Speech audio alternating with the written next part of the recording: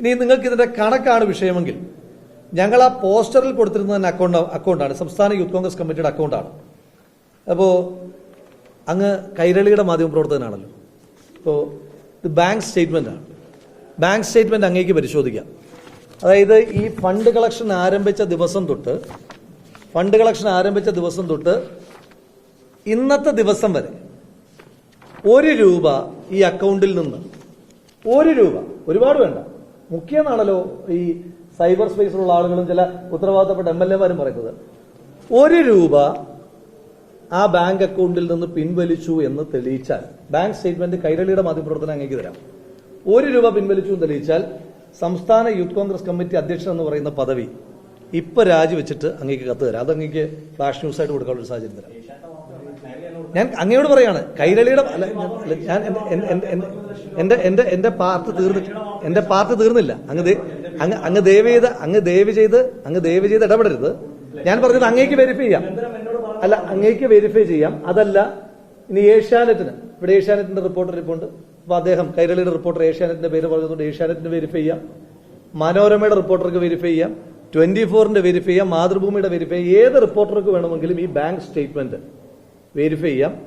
1 രൂപ ആ ബാങ്കിൽ നിന്ന് സംസ്ഥാന യൂത്ത് കോൺഗ്രസ് കമ്മിറ്റി പിൻവലിച്ചു എന്ന് നിങ്ങൾക്ക് പ്രൂവ് ചെയ്യാൻ പറ്റിയാൽ, ഒരുപാട് വേണ്ട, 1 രൂപ പിൻവലിച്ചു എന്ന് തെളിയിക്കാൻ പറ്റിയാൽ ഇപ്പോൾ ഈ നിമിഷം സംസ്ഥാന യൂത്ത് കോൺഗ്രസ് കമ്മിറ്റി അധ്യക്ഷ സ്ഥാനം രാജിവെച്ചിട്ട് നിങ്ങളുടെ കത്ത് തരാം.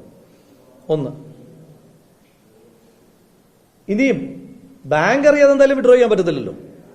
ഞങ്ങൾ കരുവന്നൂർ ഭരണസമിതി ഒന്നുമല്ലല്ലോ ബാങ്ക് അറിയാതെ പണം എടുക്കാനായിട്ട്. അതെന്തായാലും ഞങ്ങളെ കൊണ്ട് കഴിയില്ല. മറ്റെന്തെങ്കിലും മാർഗത്തിലൂടെ ഉണ്ടോ? നിങ്ങൾ തെളിയിച്ചോ. ഓപ്പൺ ചലഞ്ച് അല്ല. ഈ വാർത്ത കൊടുത്ത എല്ലാ സ്നേഹിതന്മാരോടും ചോദിക്കുകയാണ്. ഇനി അതിനകത്ത് എന്റെ വ്യക്തിപരമായ ഒരു പ്രയാസം കൂടി പറയാം. ഇത് എത്രാമത്തെ തവണയാണ് ഒരേ തരത്തിൽ നിങ്ങൾ എന്നെ ഷെയ്ഡിൽ നിർത്താൻ ശ്രമിക്കുന്നത്? ഞങ്ങളെല്ലാവരും കൂടെ ഷെയ്ഡിൽ നിർത്താനാണ് നിങ്ങൾ ഇത്തവണ ശ്രമിച്ചത്. നിങ്ങൾ, എനിക്കുള്ള പരിഭവമാണ് പറയുന്നത്, ആരും അത് വ്യക്തിപരമായിട്ട് എടുക്കരുത്. പാലക്കാട് ഞാനൊരു നിയമസഭാ തെരഞ്ഞെടുപ്പിൽ മത്സരിച്ചപ്പോൾ നിങ്ങളൊരു പെട്ടിയുടെ വാർത്ത കൊടുത്തു. എന്നെ കള്ളപ്പണക്കാരനായി ചിത്രീകരിക്കാനുള്ള ശ്രമം നടത്തി. ആ ശ്രമം നടത്തിയിട്ട് അവിടുത്തെ ജില്ലാ പോലീസ് മേധാവി CPM-ന്റെ ജില്ലാ കമ്മിറ്റി കൊടുത്ത പരാതിയിന്മേൽ ഒരു FIR പോലും എടുക്കാൻ കഴിയില്ല എന്ന വിവരം നിങ്ങൾ എത്ര പേർ അതേ ആർജവത്തോടുകൂടി അതേ പ്രാധാന്യത്തോടുകൂടി ബ്രേക്ക് ചെയ്തു? നിലമ്പൂരിൽ സമാനമായ ഒരു പെട്ടി പരിശോധന നാടകം ഉണ്ടായി. ഇപ്പൊ ഏറ്റവും കൂടുതൽ ഇത്, നിങ്ങൾ ഇത്തരത്തിൽ ഒരു ബാങ്കിലൊന്ന് വിളിച്ചു ചോദിച്ചാൽ നിങ്ങൾക്ക് അറിയാൻ പറ്റുന്ന ഒരു വിവരത്തിൽ, ഒരു വിഷയത്തിനകത്ത് നിങ്ങൾ നിരന്തരമായി സാമ്പത്തിക കുറ്റവാളിയെ ചിത്രീകരിക്കാൻ ശ്രമം നടത്തുന്നത് അത്ര നല്ല പ്രവണതയായി എനിക്ക് എന്റെ സുഹൃത്തുക്കളുടെ നിലയിൽ നിങ്ങളോട് അതിന്റെ ഒരു പരിഭവം കൂടി പങ്കുവയ്ക്കുവാൻ ആഗ്രഹിക്കുകയാണ്. ഇനി 2, നിങ്ങൾ ചോദ്യം ചോദിക്കണം. വയനാട് റീബിൽഡ് പദ്ധതി ചർച്ച ചെയ്യപ്പെടുന്നതിനകത്ത് സന്തോഷമേ ഉള്ളൂ. അപ്പൊ ചോദിക്കും, ഇപ്പൊ ഞങ്ങളുടെ അക്കൗണ്ടിൽ 88,68,827 രൂപയുണ്ട്. 88,68,827 രൂപ. ഇനി നിങ്ങളോട് ഞാനൊരു വിവരം കൂടെ പറയാം. യൂത്ത് കോൺഗ്രസിന്റെ ചില പരിപാടികളുമായിട്ട് ബന്ധപ്പെട്ട് 1-2 പേര് സംഭാവന ചെയ്തിരുന്നു. ആ സംഭാവന പോലും ഇത് വയനാട് ഫണ്ട് കളക്ഷന്റെ പണം വന്ന അക്കൗണ്ടിലേക്കാണ് എന്നുള്ളത് കൊണ്ട് ആ പണം പോലും എടുത്തിട്ടില്ല. 1-2 പരിപാടിയുമായിട്ട് ബന്ധപ്പെട്ട് നടത്തിയ ഫണ്ട് വന്നതുപോലും ഞങ്ങൾ എടുത്തിട്ടില്ല. അത്ര സുതാര്യമായിട്ടാണ്. കാരണം അത് നാളുകളിൽ ഇങ്ങനെ ഒരു ചോദ്യം വരാൻ പാടില്ല എന്നുള്ളത് കൊണ്ടാണ് ആ പണം വന്നിട്ട് പോലും അതിൽ നിന്നൊരു ചില്ലിക്കാശ് എടുക്കാത്തത്. ഇനി ആ പണം കൂടി ഈ ഭവന നിർമ്മാണത്തിന് വേണ്ടിയിട്ട് ഞങ്ങൾ ഉപയോഗിക്കും. ഇനി എന്തുകൊണ്ടാണ് വൈകുന്നത് എന്നുള്ളതാണ് നിങ്ങളുടെ ചോദ്യമെങ്കിൽ അത് നമുക്കൊരു ഡിസ്കഷൻ കൊണ്ടുവരാം. സംസ്ഥാന ഗവൺമെന്റിന് 780 കോടി രൂപ നമ്മൾ സമാഹരിച്ചു കൊടുത്തു, അല്ലേ?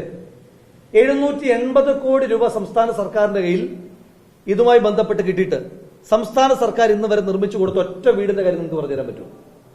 1 വർഷം കഴിഞ്ഞില്ലേ? ഈ 1 വർഷത്തിനിടയിൽ സംസ്ഥാന സർക്കാർ നിർമ്മിച്ചു നൽകിയ ഒരു വീട്, ഒറ്റ വീട് പറയാൻ കഴിയുമോ? ഇന്നലെ ഈ വാർത്ത കൊടുക്കുമ്പോൾ 1-2 മാധ്യമ പ്രവർത്തകർ അബദ്ധത്തിലാണെന്ന് ഞാൻ ഇപ്പോഴും വിശ്വസിക്കുന്നത്. DYFI 100 വീട് നിർമ്മിച്ച് നൽകിയെന്ന് പറഞ്ഞു. DYFI നിർമ്മിച്ച് നൽകിയ 100 വീട്ടിൽ ഒരു വീട് നിങ്ങൾ കാണിച്ചു തരാം. ഒരു വീട്, ഒറ്റ വീട് കാണിച്ചു തരാം. DYFI എന്താ ചെയ്തത്? DYFI സമാഹരിച്ച പണം സർക്കാരിന് കൊടുത്തു. സർക്കാർ മുഖ്യമന്ത്രിയുടെ ദുരിതാശ്വാസ നിധിയിലേക്ക് കൊടുത്തു. ജനങ്ങൾ മുഖ്യമന്ത്രിയുടെ ദുരിതാശ്വാസ നിധിയിൽ കൊടുക്കുന്നില്ലേ? പിന്നെന്തിനാ വേറൊരു കളക്ഷൻ ഏജന്റ് ആകുന്നത് ഇവര്? നമുക്ക് ഗവൺമെന്റിന്റെ കാലതാമസത്തെ അതിജീവിച്ച് എന്തെങ്കിലും ചെയ്യാൻ കഴിയുമോ എന്നുള്ളതല്ലേ ചോദ്യം. നമുക്ക് ഈ സർക്കാരിന്റെ ദുരിതാശ്വാസ നിധിയെ കണ്ണും പൂട്ടി വിശ്വസിക്കാൻ പറ്റുമോ? കഴിഞ്ഞ ദിവസം നിങ്ങൾ വയനാട്ടിലെ അവർക്ക് കൊടുത്തുകൊണ്ടിരുന്ന സഹായം 9,000 രൂപ സഹായം നിർത്തലാക്കിയ ആളുകളുടെ പ്രതിഷേധം നിങ്ങൾ കണ്ടില്ലേ? വയനാട്ടിലെ ആളുകൾക്ക് അവരുടെ എന്തെങ്കിലും ഒരു ഉപജീവന മാർഗത്തെ പറ്റി സർക്കാർ ചിന്തിച്ചിട്ടുണ്ട്? ഞങ്ങൾ വാഹനം വാങ്ങി നൽകിയിട്ടുണ്ട്. ഈ സർക്കാരിന് ഇത്ര കോടി രൂപ കിട്ടിയിട്ട് ഞങ്ങൾ അവിടെ നിന്ന് പ്രത്യക്ഷത്തിൽ ബോധ്യമുള്ള ആളുകളാണ്. മുണ്ടക്കൈ ചൂരൽമലയിലെ ആളുകളുടെ പ്രധാനപ്പെട്ട വരുമാന മാർഗം എന്തൊക്കെയാ വരുമാനം? 1, കൃഷി. 2, അവിടുത്തെ ആ ജംഗ്ഷനിൽ കടമുറിയിൽ കച്ചവടം നടത്തിക്കൊണ്ടിരുന്ന ആളുകൾ. 3, ഓട്ടോറിക്ഷ ഡ്രൈവർമാർ. 4, ജീപ്പ് ഓടിക്കുന്നവർ. ഒറ്റ ഉരുൾപൊട്ടലിൽ 4 വരുമാന മാർഗം അവസാനിച്ചു അല്ലേ? കൃഷി നശിച്ചു, അവിടുത്തെ കടകളില്ല, അവർക്ക് ഓട്ടോ ഇല്ല, ജീപ്പില്ല. ഇതിനകത്ത് ഏതെങ്കിലും ഒന്നിനെ കോമ്പൻസേറ്റ് ചെയ്യാൻ ഈ സർക്കാർ കഴിഞ്ഞിട്ടുണ്ടോ? ഒറ്റ ഓട്ടോ ഒരാൾക്ക് ഈ സർക്കാർ ഒരു ഓട്ടോ വാങ്ങിച്ചു കൊടുത്തിട്ടുണ്ടോ? ഒരു ജീപ്പ് വാങ്ങിച്ചു കൊടുത്തിട്ടുണ്ടോ? ഒരാൾക്ക് ഈ സർക്കാർ ഒരു വീട് വെച്ച് കൊടുത്തിട്ടുണ്ടോ? അപ്പൊ 780 കോടി രൂപ നമ്മൾ സമാഹരിച്ചു കൊടുത്തൊരു സർക്കാർ ആ പണത്തിന് മുകളിൽ നിഷ്ക്രിയമായി നോക്കിയിരിക്കുകയാണ്. എന്നിട്ടാണ് സർക്കാർ സ്പോൺസേഡ് ആയിട്ടുള്ള ഇത്തരം വാർത്തകൾ വരുന്നത്. ഇനി 2, ഇതുമായി ബന്ധപ്പെട്ട് മനോരമയുടെ റിപ്പോർട്ടുള്ളത് കൊണ്ട് മനോരമയുടെ ഒരു വാർത്ത ഓഗസ്റ്റ് 16, 2024 ഞങ്ങൾ കൊടുത്ത കത്ത് കൊടുത്തു. ആർക്കാ കത്ത് കൊടുത്തു അറിയാമോ? ഞങ്ങൾ എല്ലാവരും കൂടെ മന്ത്രിസഭാ ഉപസമിതി അംഗമായ ശ്രീ മുഹമ്മദ് റിയാസിന് കത്ത് കൊടുത്തു. ഞങ്ങളുടെ ആവശ്യങ്ങൾ എന്താണെന്ന് അറിയാമോ? ഒന്നാമത്തെ, യുവജന സംഘടനകൾ പ്രഖ്യാപിച്ച വീടുകൾ നിർമ്മിക്കുന്നതിന് പൊതുവായ ഭൂമി സർക്കാർ അനുവദിച്ചാൽ വീടുകൾ നിർമ്മിച്ചു നൽകാൻ കഴിയും.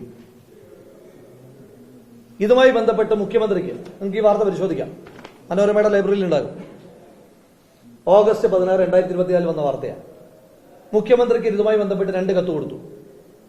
ഞങ്ങൾക്ക് ഭവന നിർമ്മാണത്തിലേക്ക് കടക്കണം, ഭൂമി വിട്ടു തരണം. വയനാട്ടിലെ ഏറ്റവും പ്രധാനപ്പെട്ട പ്രശ്നം എന്താ? വയനാട്ടിലെ ഏറ്റവും പ്രധാനപ്പെട്ട പ്രശ്നം ഭൂമിയല്ലേ? ഞങ്ങൾ 2 തവണ മുഖ്യമന്ത്രി കത്ത് കൊടുത്തു, ഭൂമി വിട്ടു തരണം, ഞങ്ങൾ നിർമ്മാണ പ്രവർത്തനങ്ങൾ ആരംഭിക്കാം. തന്നിട്ടുണ്ടോ? ഒരാൾക്കെങ്കിലും ഒരു തുണ്ട് ഭൂമി സർക്കാർ കൊടുത്തിട്ടുണ്ടോ? 2, അതിനുശേഷം ഞങ്ങൾ വീണ്ടും ഒരു പ്രപ്പോസൽ വെച്ചു. ഞങ്ങൾക്കൊരു ഭൂമി കിട്ടി, ഞങ്ങൾക്ക് ഒരാൾ 2.5 ഏക്കർ ഭൂമി തരാമെന്ന് പറഞ്ഞു.